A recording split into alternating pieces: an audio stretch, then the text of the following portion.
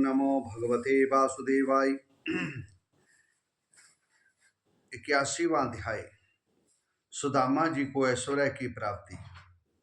श्री सुखदेव जी कहते हैं, राजा परीक्षित, भगवान श्री कृष्ण सबके मन की बात जानते हैं। वे ब्राह्मणों के परम भगत, उनके क्लेशों के नाशक, संतों के एकमात्र आश्रय हैं। वे हर प्रकार से उन ब्राह्मण देवता के साथ बहुत देर तक बातचीत करते रहे। अब वे अपने प्यारे सखा उन ब्राह्मण से तानिक मुस्कुराकर विनोद करते हुए बोले। उस समय भगवान श्री कृष्ण उन ब्राह्मण देवता की प्रेम भरी दृष्टि से देख रहे थे। भगवान श्री कृष्ण ने कहा, सुदामा, आप अपने घर से मेरे लिए क्या उपहार लाए हैं?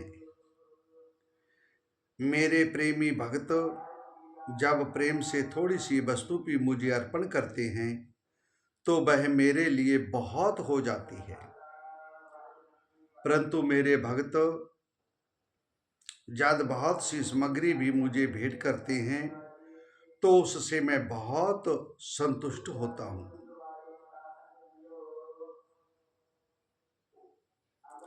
जो पुरुष प्रेम भक्ति के फल फूल अथवा पत्ता पानी से भी कोई भी वस्तु मुझे समर्पित करता है तो मैं उस शुद्ध चित्त भक्त का वह प्रेमोपहार केवल स्वीकार ही नहीं करता बल्कि तुरंत भोग लगा लेता हूँ। परीक्षित, भगवान श्री कृष्ण के ऐसा कहने पर भी उन ब्राह्मण देवता ने सुदामा ने लज्जावश उन लक्ष्मीपति को बेचार मुट्ठी चिवड़े नहीं दिए। उन्होंने संकोच से अपना मुंह नीचे कर लिया। परीक्षित, भगवान श्री कृष्ण समस्त प्राणियों के हृदय का एक एक संकल्प और उनका अभाव भी जानते हैं। उन्होंने सुदामा के आने का कारण उनके हृदय की बात जान ली।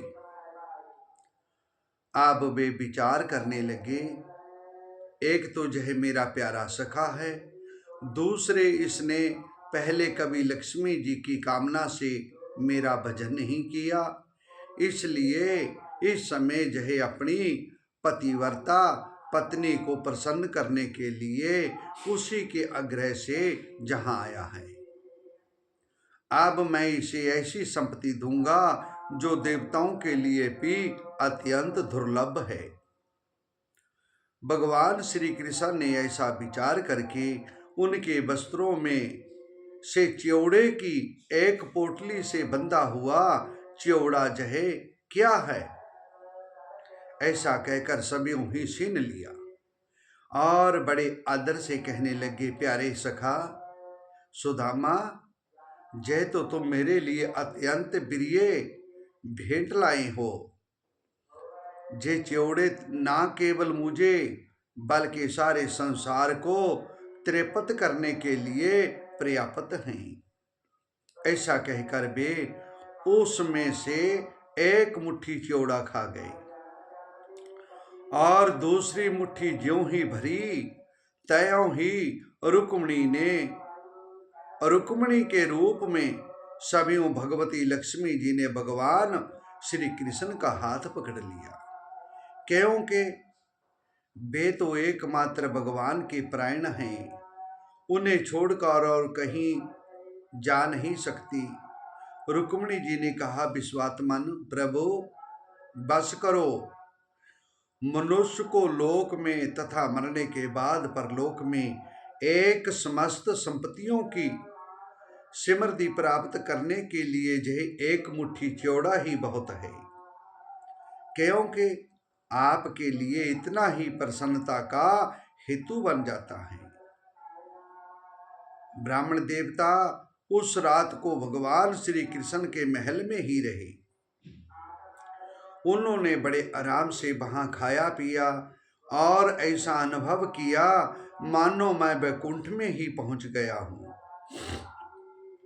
परीक्षित, श्री कृष्ण ने सुदामा को प्रत्यक्ष रूप में कुछ भी ना मिला, फिर भी उन्होंने उनसे कुछ नहीं मांगा। वे अपने चित्त की करतूत पर कुछ लज्जित से होकर भगवान श्री कृष्ण के दर्शन जनित आनंद में डूबते उतराते अपने घर की ओर चल पड़े। वे मन ही मन सोचने लगे, कितने आनंद और आश्चर्य की बात है। ब्राह्मणों को अपना इष्ट देव मानने वाले भगवान श्री कृष्ण की ब्राह्मण भक्ति आज मैंने अपनी आंखों से देख ली है। धन्य हैं जिनके वक्ष स्थल पर सभी लक्ष्मी जी सदा विराजमान रहती है। उन्होंने मुझ अत्यंत दरिद्र को अपने हृदय से लगा लिया। कहाँ तो मैं अत्यंत पापी और दरिद्र, और कहाँ लक्ष्मी के एकमात्र आश्रय भगवान श्री कृष्ण। परंतु उन्होंने जहे ब्राह्मण है ऐसा समझकर मुझे अपनी भुजाओं में भरकर हृदय से लगा लिया। सुदामा ये सोचते हुए चल रहे थे। इतना ही नहीं, उन्होंने मुझे उस पलंग पर सुलाया जिस पर उनकी प्राण प्रिया रुक्मिणी जी शयन करती है। मानो मैं उनका सगा भाई हूँ।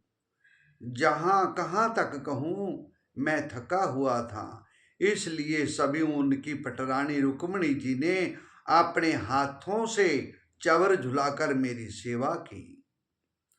देवताओं के आराध्य देव होकर भी ब्राह्मणों को अपना इष्ट देव मानने वाले प्रभु ने पांव दबाकर अपने हाथों खिला पिला कर मेरी अत्यंत सेवा की और देवता के समान मेरी पूजा की। स्वर्ग, मोक्ष, पृथ्वी और सातल की संपत्ति तथा समस्त योग सिद्धियों की प्राप्ति का मूल उनके चरणों की पूजा ही है। फिर भी परम दयालु श्री कृष्ण ने जय सोचकर मुझे थोड़ा सा भी धन नहीं दिया कि कहीं जय दरिद्रता धन पाकर बिल्कुल मतवाला ना हो जाए, मुझे ना भूल बैठे, इसलिए भगवान ने मुझे धन नहीं दिया। इस प्रकार मन ही मन विचार करते करते ब्राह्मण देवता सुदामा अपने घर के पास पहुंच गए। वे वहां क्या देखते हैं कि सब कुछ स्थान सूर्य, अग्नि, चंद्रमा के समान तेजस्वी रतन महलों से घिरा हुआ है। ठौर ठौर चित्र विचित्र उपवन और उद्यान बने हुए हैं तथा उनमें झुंड के झुंड रंग बिरंगे पंछी कलरव कर रहे हैं। सरोवर कुमुदिनी तथा श्वेत नील सुगंधित भांति भांति के कमल खिले हुए हैं। इस प्रकार वे सोच ही रहे थे कि देवताओं के समान सुंदर सुंदर स्त्री पुरुष गाजे बाजे के साथ मंगल गीत गाते हुए उस महाभाग्यवान सुदामा की अगवानी के करने के लिए आए। पति देव का शुभागमन सुनकर ब्राह्मणी को अपार आनंद हुआ और वह हबड़ाकर जल्दी जल्दी घर से निकल आई। वह ऐसी मालूम होती थी मानो मूर्तिमती लक्ष्मी जी ही कमल वन से पधारी हो। पति देव को देखते ही पतिव्रता पत्नी के नेत्रों से प्रेम के आंसू छलक आए। उसने अपने नेत्र बंद कर लिए।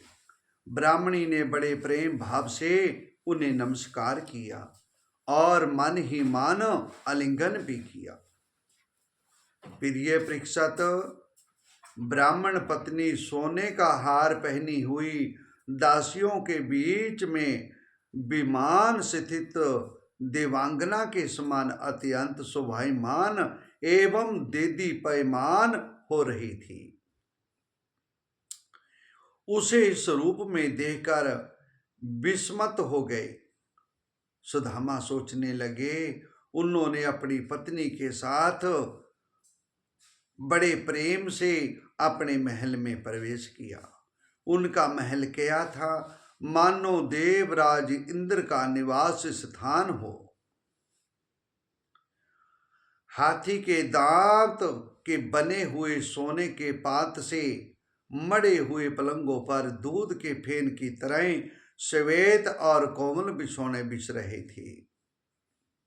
इस प्रकार समस्त संपत्तियों की समृद्धि देखकर और उसका कोई प्रत्यक्षण कारण ना पाकर बड़ी गंभीरता से सुदामा विचार करने लगे कि मेरे पास इतनी संपत्ति कहां से आ गई।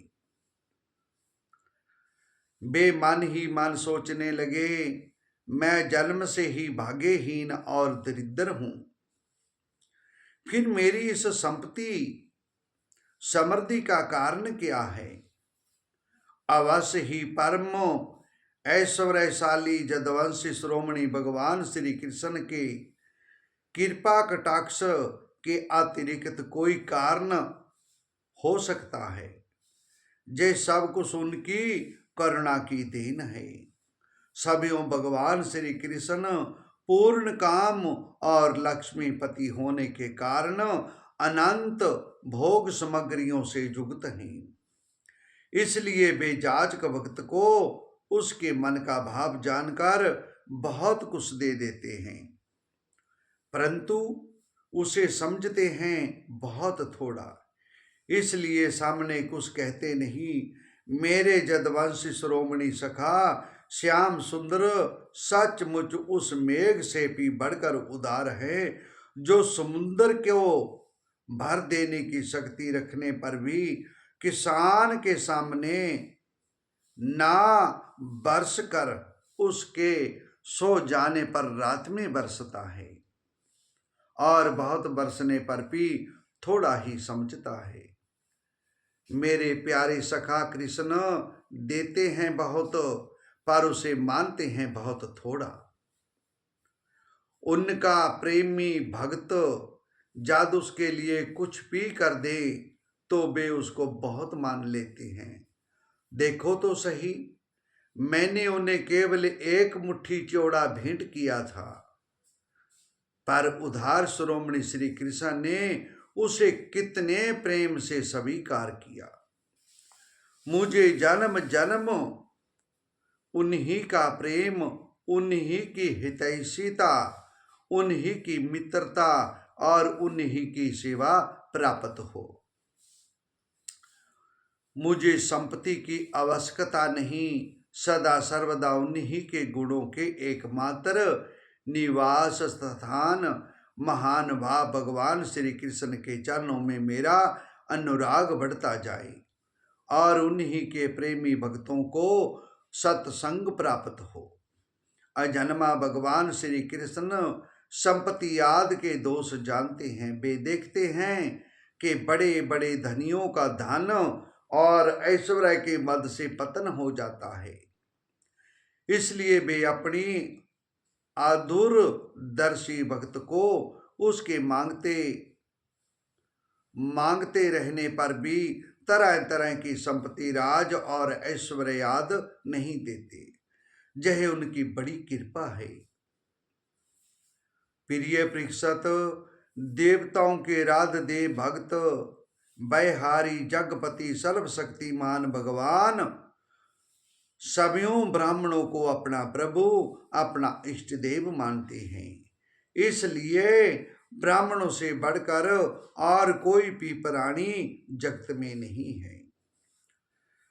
इस प्रकार भगवान श्री कृष्ण के प्यारे सखा उद्धव उस ब्राह्मण ने देखा कि भगवान अजित हैं, किसी के अधीन नहीं हैं, फिर भी वे अपने सेवकों के अधीन हो जाते हैं, उनसे पराजित हो जाते हैं। अब वे उन्हीं के ध्यान में तन्मय हो गए। ध्यान के आवेग से उनकी आदि अधिठाकी गांठ फट गई। उन्होंने थोड़े ही समय में भगवान का धाम, जो कि संतों का एकमात्र आश्रय है, प्राप्त किया। परीक्षित, ब्राह्मणों को अपना इष्ट देव मानने वाले भगवान श्री कृष्ण की इस ब्राह्मण भक्ति को जो सुनता है, उसे भगवान के चरणों में प्रेम भाव प्राप्त हो जाता है और वह कर्म बंधन से मुक्त हो जाता है। श्री सुखदेव जी कहते हैं, परीक्षित, इसी प्रकार भगवान श्री कृष्ण और बलराम जी द्वारका में निवास कर रहे थे। एक बार सर्वग्रास सूर्य ग्रहण लगा, जैसा कि प्रलय के समय लगा रहता है। परीक्षित, मनुष्यों को ज्योतिषियों के द्वारा उस ग्रहण का पता पहले से ही चल गया था, इसलिए सब लोग अपने अपने कल्याण के उद्देश्य से पुण्य आदि उपार्जन करने के लिए तीर्थ कुरुक्षेत्र में आए। यह क्षेत्र वह है जहाँ शस्त्रधारियों में श्रेष्ठ परशुराम जी ने सारी पृथ्वी को क्षत्रियहीन करके राजाओं की रुधिर धारा से 5 बड़े बड़े कुंड बना दिए। जैसे कोई साधारण मनुष्य अपने पाप की निवृत्ति के लिए प्रायश्चित करता है, वैसे ही सर्वशक्तिमान भगवान परशुराम ने अपने साथ कर्म का कुछ बंधन ना होने पर भी लोक मर्यादा की रक्षा के लिए वहीं पर यज्ञ किया था। परीक्षित, इस महान तीर्थ मात्र के अवसर पर भारतवर्ष के सभी प्रांतों की जनता कुरुक्षेत्र में आई। उनमें अक्रूर, वासुदेव, उग्रसेन आदि बड़े बड़े तथा गाद, प्रद्युम्न, सांब आदि जदवंशी भी अपने अपने पापों का नाश करने के लिए कुरुक्षेत्र में आए थे। प्रद्युम्न, अनिरुद्ध और जदवंशी सेनापति कृतवर्मा, ये तीनों सुचंदर, शुक, सारण आदि के साथ नगर की रक्षा के लिए द्वारका में रह गए थे। जदवंशी एक तो संभाव से ही परम तेजस्वी थे, दूसरे गले में सोने की माला, दिव्य पुष्पों के हार। वे तीर्थ यात्रा के पथ में देवताओं के विमान के समान रथों पर आए हुए थे। महाभाग्यवान जदवंशियों ने कुरुक्षेत्र में पहुंचकर एकाग्र चित्त से संयम पूर्वक स्नान किया और ग्रहण के उपलक्ष्य में निश्चित काल तक उपवास किया। उन्होंने ब्राह्मणों को गोदान किया, ऐसी गौएं दान किया जिनने वस्त्रों की सुंदर सुंदर झूलें, पुष्पमालाएं एवं सोने की जंजीरें पहना दी गई थी। वहां सत्य, उछीनर, कौशल, विद्रभ, कुरु, संजय, कवोज, केकई, मोदर, कुंती सब अपने अपने देशों से अपने प्रत्यक्ष के शत्रु पक्ष के सैकड़ों नरपति आए हुए थे। परीक्षित, एक दूसरे के दर्शन, मिलन और वार्तालाप से सभी को बड़ा आनंद हुआ। पुष्पों की भांति स्त्रियां भी एक दूसरे को देखकर प्रेम और आनंद में भर गई। वे अत्यंत सौहार्द, मंद मंद मुस्कान, परम पवित्र तिरसी चित्तवन से देख देकर परस्पर भेंट अवकार भरने लगी।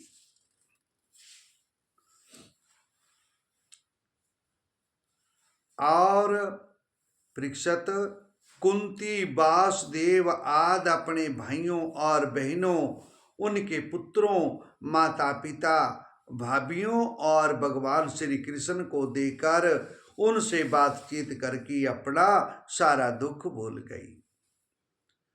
कुंती ने वासुदेव जी से कहा, भैया मैं सचमुच बड़ी अभागन हूं, मेरी एक भी साध पूरी ना हुई। आप जैसे साधु संभाव सज्जन भाई आपत्ति के समय मेरी शुद्धि भी ना ले, इससे बढ़कर दुख की बात क्या होगी। भैया विधाता जिसके बाएं हो जाता है उसे सज्जन संबंधी पुत्र माता पिता भी भूल जाते हैं, इसमें आप लोगों का कोई दोष नहीं है।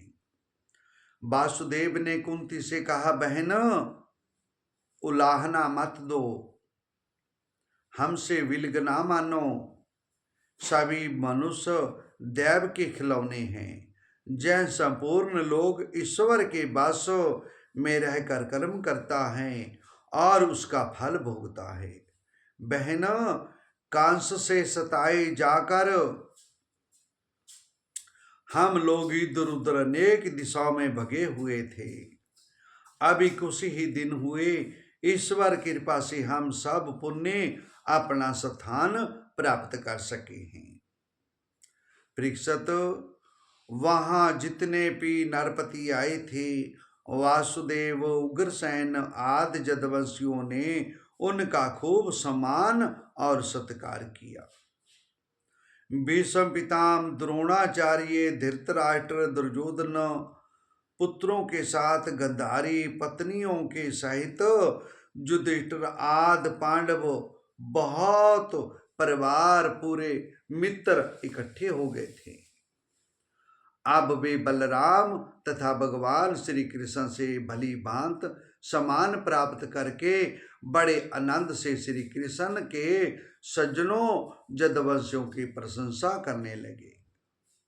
परीक्षित जब नंद बाबा को यह बात मालूम हुई कि श्री कृष्ण आदि जदवंशी कुरुक्षेत्र में आए हुए हैं, तब वे गोपों के साथ अपनी सारी सामग्री गाड़ियों पर लाद कर अपने प्रिय पुत्र कृष्ण बलराम आदि को देखने के लिए वहां आए। नंद आदि गोपों को देखकर सब के सब जदवंशी आनंद से भर गए। वे इस प्रकार उठ खड़े हुए मानो मृत शरीर में प्राणों का संचार हो गया हो।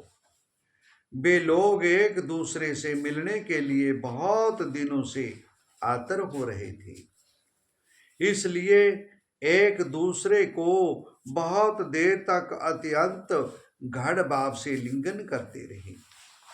वासुदेव जी ने अत्यंत प्रेम और आनंद से बेबल होकर नंद जी को हृदय से लगा लिया। उन्हें एक एक करके सारी बातें याद हो आई।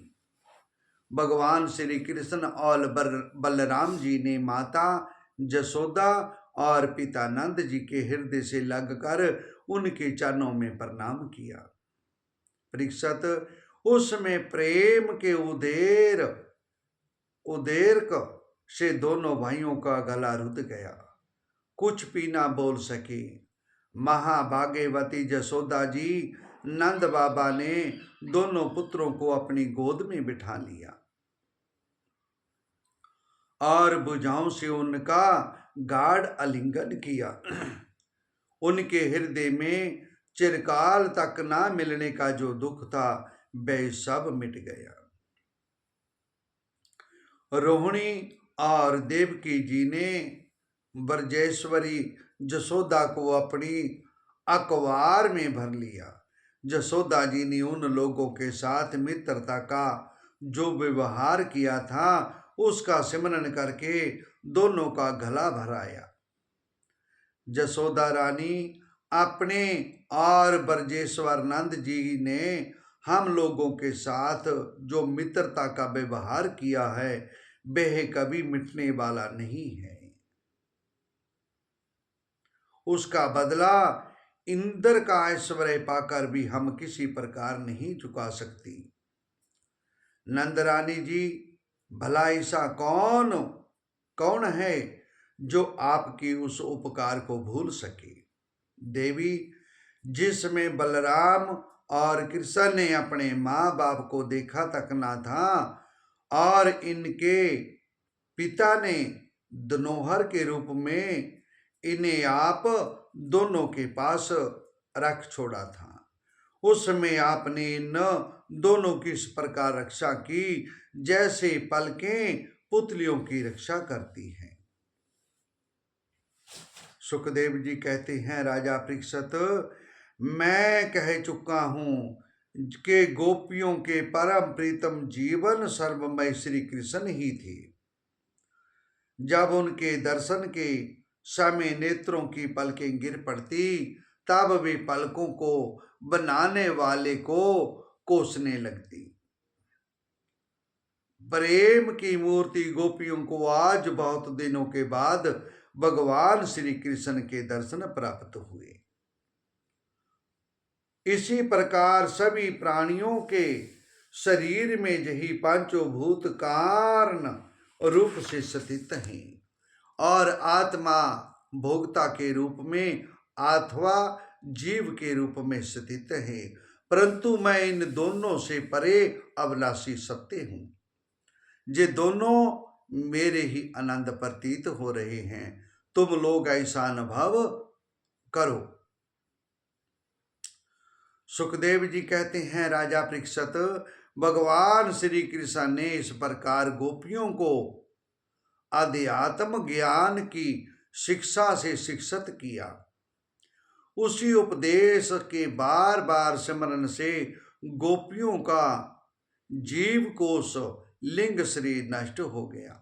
वे भगवान से एक हो गई, भगवान को ही सदा सर्वदा के लिए प्राप्त हो गई। उन्होंने कहा, हे कमलनाथ, आराधिदेव, बड़े बड़े जोगेश्वर अपने हृदय कमल में आपके चरण कमलों का चिंतन करते रहते हैं। जो लोग संसार के कुएं में गिरे हुए हैं, उन्हें उससे निकलने के लिए आपके चरण कमल ही एकमात्र अवलंबन है। हे प्रभु, आप ऐसी कृपा कीजिए कि आपका वह चरण कमल ग्रस्त के काम करते रहने पर भी सदा सर्वदा हमारे हृदय में विराजमान रहे, एक क्षण भी ना भूले। सुखदेव जी कहते हैं, राजा परीक्षित, भगवान श्री कृष्ण ही गोपियों को शिक्षा देने वाले हैं, और वही उस शिक्षा के द्वारा प्राप्त होने वाली वस्तु हैं। इसके पहले जैसा कि वर्णन किया गया है कि भगवान श्री कृष्ण ने उन पर महान अनुग्रह किया। अब उन्होंने धर्मराज युधिष्ठिर तथा अन्य समस्त संबंधियों से कुशल मंगल पूछा। परीक्षित, जिस समय दूसरे लोग इस प्रकार भगवान श्री कृष्ण की स्तुति कर रहे थे, उसी समय जादव और कौरव कुल की स्त्रियां एकत्र होकर आपस में भगवान के त्रिभुवन विख्यात लीलाओं का वर्णन कर रही थी। द्रौपदी ने कहा, हे रुक्मिणी भद्रे, हे जामवती सत्य, हे सतवासे कलंदनी। रुक्मिणी ने कहा, द्रौपदी, जरासंध आदि सभी राजा चाहते थे कि मेरा विवाह शिशुपाल के साथ हो। इसके लिए सभी शास्त्र अनुसार सुजित होकर युद्ध के लिए तैयार थी, परंतु भगवान मुझे वैसे ही हर लाए जैसे सिंह बकरी और भेड़ों के झुंड में से अपना भाग छीन ले जाए। क्यों ना हो, जगत में जितने भी अजय वीर हैं, उनके मुकुटों पर इन्हीं की चरण धूलि शोभायमान होती है। सत्या ने कहा, द्रौपदी जी, मेरे पिताजी ने मेरे स्वयंवर में आए हुए राजाओं के बल पौरुष की परीक्षा के लिए बड़े बलवान और पराक्रमी तीखे सींग वाले 7 बैल खड़े कर दिए थे। उन बैलों ने बड़े बड़े वीरों का घमंड चूर चूर कर दिया था। भद्रा ने कहा, द्रौपदी, भगवान मेरे मामा के पुत्र हैं, मेरा चित्त उन्हीं के चरणों में अनुरक्त हो गया था। लक्ष्मणा ने कहा, रानी जी, देव ऋषि नारद बार बार भगवान के अवतार और लीलाओं का गान करते रहते थे। उसे सुनकर और जय सोचकर कि लक्ष्मी जी ने समस्त लोकपालों का त्याग करके भगवान का ही वर्ण किया है, मेरा चित्त भगवान के चरणों में आसक्त हो गया। द्रौपदी जी, जा मैंने इस प्रकार अपने स्वामी प्रीतम भगवान को बरमाला पहना दी, उनने जब वर्ण कर लिया, तब कामा तो राजाओं को बड़ा डाह हुआ, बेश बहुत ही चिढ़ गए। चतुर्भुज भगवान ने अपने श्रेष्ठ 4 घोड़ों वाले रथ पर मुझे चढ़ा लिया और हाथ में सारंग धनुष लेकर तथा कवच पहनकर युद्ध करने के लिए वे रथ पर खड़े हो गए। तदनंतर श्रोमणी जदवंश श्रोमणी भगवान ने सूर्य की भांति अपने निवास स्थान स्वर्ग और पृथ्वी में सर्वत्र प्रशंसक द्वारका नगरी में प्रवेश किया। 16,000 पत्नियों की ओर से रोहिणी जी ने कहा, भौमासुर से दिग्गज समेत बहुत से राजाओं को जीतकर उनकी कन्या हम लोगों को अपने महल में बंदी बना रखा था। भगवान ने जय जानकर युद्ध में भौमासुर और उनकी सेना का संहार कर डाला। साध्वी द्रौपदी, हम सम्राज इंद्रपद अथवा इन दोनों के भोग, अणिमा आदेश्वरे ब्राह्मण का पद, मोक्ष अथवा सालोक सारूखे आदि मुक्तियां कुछ भी नहीं चाहती। हम केवल इतना ही चाहती हैं कि अपने प्रीतम प्रभु के चरण कमलों की वह श्री रज सर्वदा अपने सिर पर वहन किया करें, जो लक्ष्मी जी के सथल पर लगी हुई केसर की सुगंध से मुक्त है। सुखदेव जी कहते हैं, राजा परीक्षित, सर्वात्मा भक्त भयहारी भगवान श्री कृष्ण के प्रति उनकी पत्नियों का कितना प्रेम है। यह बात कुंती, गंधारी, द्रौपदी, सुभद्रा, दूसरी राजपत्नियों और भगवान के प्रीतमा गोपियों ने सुनी। सब की सब उनका यह लौकिक प्रेम देकर अत्यंत मुग्ध विस्मत हो गई। सबके नेत्रों में प्रेम के आंसू सलक गए।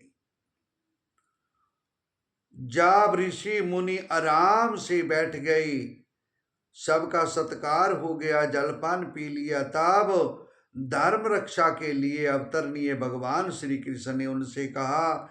उसमें बहुत बड़ी सभा चुपचाप भगवान का भाषण सुन रही थी। भगवान श्री कृष्ण ने कहा, धन है, हम लोगों का जीवन सफल हो गया।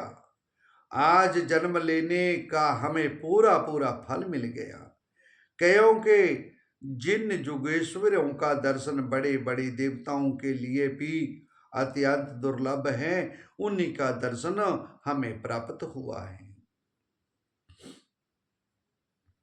जिन्होंने बहुत थोड़ी तपस्या की है, जो लोग अपने इष्ट देव को समस्त प्राणियों के हृदय में ना देकर केवल मूर्ति विशेष में ही उनका दर्शन करते हैं, केवल जलमयी तीर्थ ही तीर्थ नहीं कहलाते और केवल मिट्टी या पत्थर की प्रतिमाएं भी देवता नहीं होती। संत पुरुष भी वास्तव में तीर्थ और देवता हैं, क्योंकि उनका बहुत समय तक सेवन किया जाए तब वे पवित्र करते हैं। सुखदेव जी कहते हैं, राजा परीक्षित, भगवान श्री कृष्ण अखंड ज्ञान संपन्न है। उनका यह गूढ़ भाषण सुनकर सब के सब ऋषि मुनि चुप हो गए। मुनियों ने कहा, भगवान, आपकी माया से प्रजापतियों के अधीश्वर मरीच आदि तथा बड़े बड़े तत्वज्ञानी हम लोग मोहित हो रहे हैं। आप सभीयों ईश्वर होते हुए भी मनुष्य की चेष्टाओं से अपने को सिपाही रखकर जीव की भांति आचरण करते हैं और ब्राह्मणों का, संतों का और महात्माओं का सत्कार करते हैं। आप सर्वविध कल्याण साधनों की चरम सीमा हैं और संत पुरुषों की एकमात्र गति है। प्रभु, आपका ज्ञान अनंत है। जे सभा में बैठे हुए राजा लोग और दूसरों की तो बात ही क्या, सभीयों आपके साथ हार विहार करने वाले जदवंशी लोग भी आपको वास्तव में नहीं जानते। ठीक इसी प्रकार जागृत अवस्था में भी इंद्रियों की पारवृत्ति रूप माया से चित्त मोहित होकर नाम मात्र विषयों में भटकने लगता है। सुखदेव जी कहते हैं, राजऋषि भगवान की इस प्रकार स्तुति करके उनसे राजा धृतराष्ट्र से तथा धर्मराज युधिष्ठिर से अनुमति लेकर उन लोगों ने अपने अपने आश्रम पर जाने का विचार किया। वासुदेव जी ने कहा, ऋषियों, आप लोग सर्वदेव स्वरूप हैं, मैं आप लोगों को नमस्कार करता हूं। नारद जी ने कहा, ऋषियों, यह कोई आश्चर्य की बात नहीं है कि वासुदेव जी श्री कृष्ण को अपना बालक समझकर शुद्ध जिज्ञासा के भाव से अपने कल्याण का साधन हम लोगों से पूछ रहे हैं। संसार में बहुत पास रहना मनुष्यों के अनादर का कारण हुआ करता है। देखते हैं, गंगा तट पर रहने वाले पुरुष गंगा जल छोड़कर अपनी शुद्धि के लिए दूसरे तीर्थ में जाता है। कृष्ण की अनुमति समय के फेर से होने वाली जगत की सृष्टि, स्थिति और प्रलय से मिटाने वाली नहीं है। परीक्षित, इसके बाद ऋषियों ने भगवान श्री कृष्ण, बलराम और अन्यायी राजों के सामने ही वासुदेव जी को संबोधित करके कहा, कर्मों के द्वारा कर्म वासनाओं और कर्म फलों का आत्यंत नाश करने का सबसे अच्छा उपाय यह है कि जग आदि के द्वारा समस्त यज्ञों के अधिपति भगवान श्री विष्णु की श्रद्धा पूर्वक आराधना करें। वासुदेव जी ब्राह्मण, क्षत्रिय और वैश्य, ये तीनों देवता ऋषि और पितरों का ऋण लेकर ही पैदा होते हैं। वासुदेव जी, आपने अवश्य ही परम भक्ति से जगदीश्वर भगवान की आराधना की है, तभी तो वे आप दोनों के पुत्र हुए हैं। सुखदेव जी कहते हैं, राजा परीक्षित, परम मन से भी वासुदेव जी ने ऋषियों की ये बात सुनकर उनके चरणों में सिर रखकर प्रणाम किया।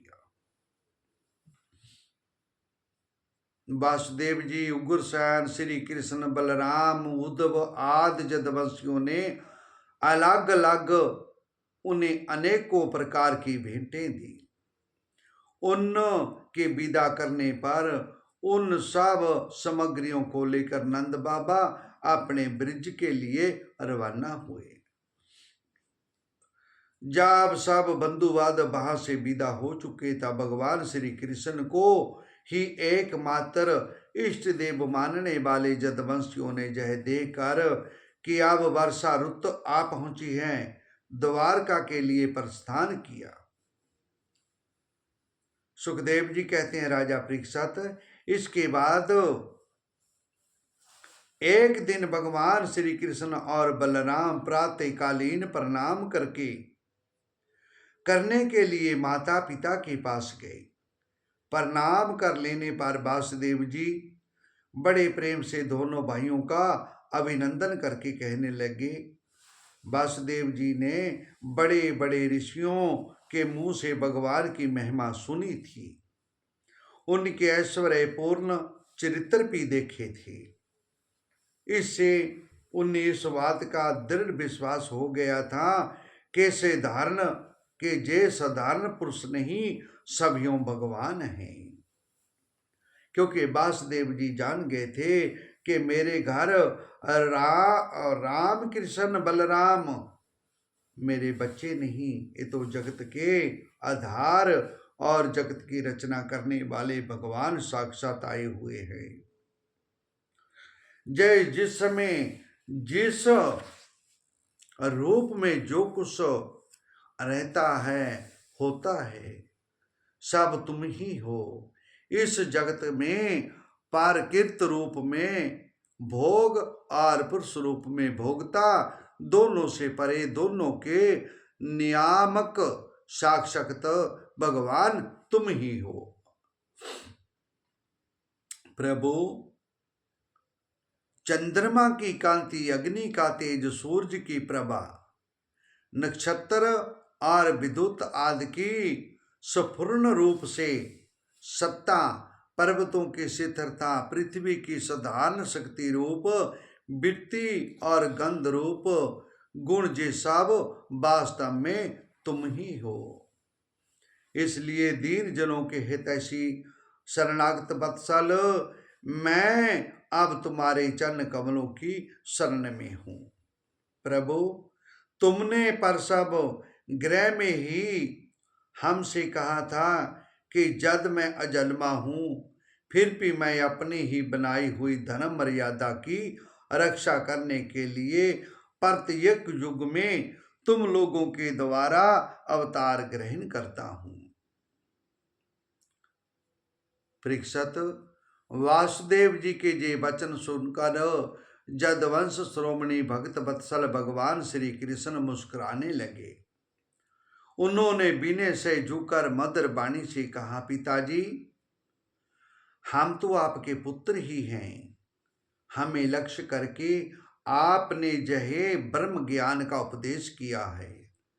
हम आपकी एक एक बात युति युत मानते हैं। पिताजी, आप लोग, मैं, भैया बलराम जी, सारे द्वारकावासी, संपूर्ण चराचर जगत, सब के सब आपने जैसा कहा वैसे ही हैं। सबको ब्रह्म रूप ही समझना चाहिए। भगवान श्री कृष्ण के इन वचनों को सुनकर वासुदेव जी ने नानावत बुद्धि छोड़ दी। वे आनंद से मग्न होकर वाणी से मौन और मन से निसंकल्प हो गए। करुश्रेष्ठ, उस समय वहां सर्वदेवमयी देवकी जी भी बैठी हुई थी। वे बहुत पहले से ही जहे सुनकर अत्यंत विस्मत थी कि कृष्ण और बलराम जी ने अपने मरे हुए गुरु पुत्र को जमलोक से वापस ला दिया था। वे साक्षात भगवान हैं। प्रिय परीक्षित, माता देवकी जी की यह बात सुनकर भगवान श्री कृष्ण बलराम दोनों ने जोग माया का आसरा लेकर सुतल लोक में प्रवेश किया। जब दैत्यराज बलि ने देखा कि जगत की आत्मा और इष्ट देव तथा मेरे परम स्वामी भगवान श्री कृष्ण और बलराम सुतल लोक में बधारे हैं, तब उनका हृदय उनके दर्शन के आनंद से निमग्न हो गया और भगवान के चरणों में प्रणाम जा किया। अत्यंत आनंद से भरकर दैत्यराज बलि ने भगवान श्री कृष्ण और बलराम जी को श्रेष्ठ आसन दिया। तब वे दोनों महापुरुष उस पर विराजमान हो गए। उन्होंने उनके पाव दबाकर उनके चरणोद को परिवार सहित अपने सिर पर धारण किया। भगवान के चरणों का जाल बरम पर्यंत सारे जगत को पवित्र कर देता है। देवराज बलि ने कहा, बलराम जी, आप अनंत हैं, आप इतने महान हैं कि शेष आदि सभी विग्रह आपके अंतर्भूत हैं। सच्चिदानंद स्वरूप श्री कृष्ण आप सकल जगत के निर्माता हैं। भगवान श्री कृष्ण ने कहा, दैतराज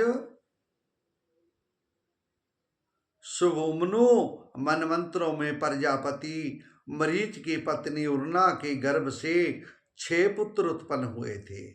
वे सभी देवता थे। जय देखकर के ब्रह्मा जी अपनी पुत्री से समागम करने के लिए उद्यत हैं, हंसने लगे। इसलिए परिहास रूप अपराध के कारण उन्हें ब्राह्मणी ने श्राप दे दिया कि वे असुर योनि में हिरण्यकश्यप के पुत्र रूप में उत्पन्न हुए।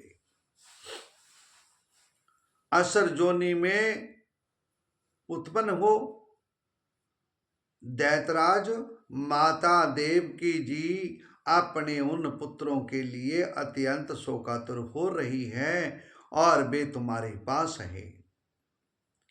हम अपनी माता का शोक दूर करने के लिए इन्हें जहां से ले जाएंगे। इसके बाद जे शाप से मुक्त हो जाएंगे, आनंद पूर्वक अपने लोक में चले जाएंगे। इनके 6 नाम हैं, समर, उद्गीत, परिछंग, पतंग, सद्रभुरत और घृणी। इन्हें मेरी कृपा से पुण्य सदगति प्राप्त होगी। उन बालकों को देखकर देवी देवकी के हृदय में वात्सल्य स्नेह की बाढ़ आ गई। पुत्रों के स्पर्श के आनंद से सराबोर एवं नंद देवकी ने मन को उनको स्तनपान कराया। वे विष्णु भगवान की उस माया से मोहित हो रही थी जिससे जय सृष्टि चक्कर चलता है। परीक्षित, देवकी जी के स्तनों का दूध साक्षात अमृत था। क्यों ना हो भगवान श्री कृष्ण जो उसे पी चुके थे। परीक्षित, देवी देवकी जय देकर अत्यंत विस्मित हो गई कि मरे हुए बालक लौट आए हैं। फिर चले पी गए। उन्होंने ऐसा निश्चय किया कि जय कृष्ण का ही कोई लीला कौशल है। परीक्षित, भगवान श्री कृष्ण सभी परमात्मा हैं, उनकी शक्ति अनंत है। उनकी ऐसी ऐसी अद्भुत चरित्र इतनी है कि जिनकी किसी प्रकार उनका पार नहीं पाया जा सकता। सुखदेव जी कहते हैं, शौनकादिक ऋषियों, भगवान श्री कृष्ण की कीर्ति अमर है, अमृतमयी है। उनका चरित्र जगत के समस्त पाप तापों को मिटाने वाला और भक्त जनों के कर्ण कुरों से आनंद सुधा प्रवाहित करने वाला है। इसका वर्णन सभियों व्यास नंदन भगवान श्री सुखदेव जी ने किया है। जो इसका श्रवण करता है अथवा दूसरों को सुनाता है, उसकी संपूर्ण चित्तवृत्ति भगवान में लग जाती है और वह उन्हीं के परम कल्याण स्वरूप धाम को प्राप्त होता है।